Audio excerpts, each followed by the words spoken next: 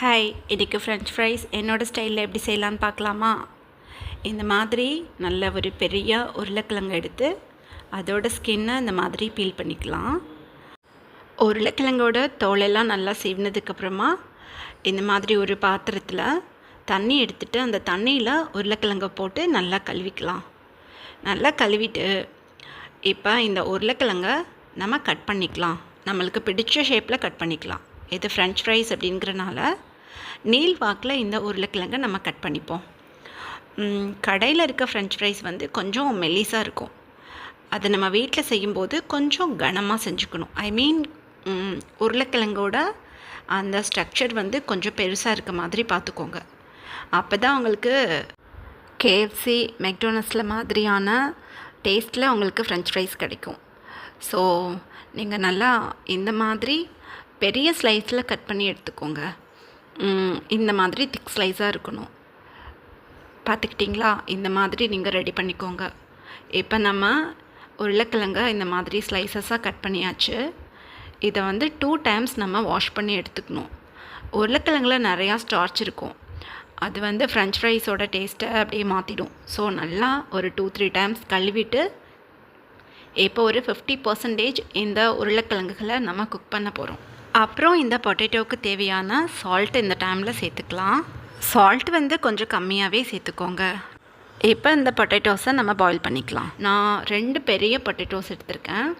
So நான் இண்டக்ஷனில் ஒரு 10 minutesக்கு boil பண்ணி எடுத்துக்க போகிறேன் இந்த பொட்டேட்டோஸை. நீங்கள் வந்து ஸ்டவ்வில் வைக்கிறீங்க அப்படின்னா 50% பொட்டேட்டோ வெந்தால் போகிறோம். இப்போ 10 minutes கழித்து நான் வந்து ஸ்டவ்லேருந்து இறக்கிட்டேன் இந்த பொட்டேட்டோஸை. இங்கே பார்த்தீங்களா? இந்த மாதிரி நம்மளுக்கு பாயிலாக இருக்கணும்.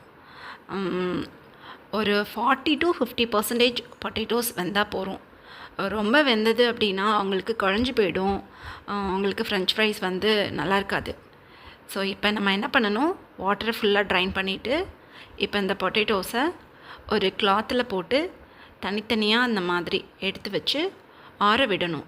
இந்த மாதிரி பண்ணும்போது எக்ஸஸான வாட்டர் பொட்டேட்டோஸில் இருந்தது அப்படின்னா அது ட்ரைன் ஆகிடும். இந்த மாதிரி நல்லா துணி வச்சு அந்த ஈரத்தை ஒத்தி எடுத்துடணும். இப்போ நல்லா அந்த உருளைக்கிழங்குகள் ஆறுனதுக்கப்புறமா தண்ணியெல்லாம் ஒன்றுமே இல்லாமல் போனதுக்கப்புறம் இந்த மாதிரி தனியாக ஒரு பிளேட்டில் எடுத்து வச்சுக்கலாம். இப்போ தான் மெயினான ஒரு விஷயத்தை பண்ண போகிறோம். கார்ன்ஃப்ளவர் இருக்குது பார்த்திங்களா? அதை ஒரு 2 tablespoon எடுத்து இந்த பொட்டேட்டோஸில் அப்படியே போட்டு நல்லா மிக்ஸ் பண்ணி பொட்டேட்டோஸ் மேலே நல்லா கோட் ஆகிற மாதிரி ரெடி பண்ணிக்கணும். இப்போ நான் செய்கிறேன் பாருங்கள்.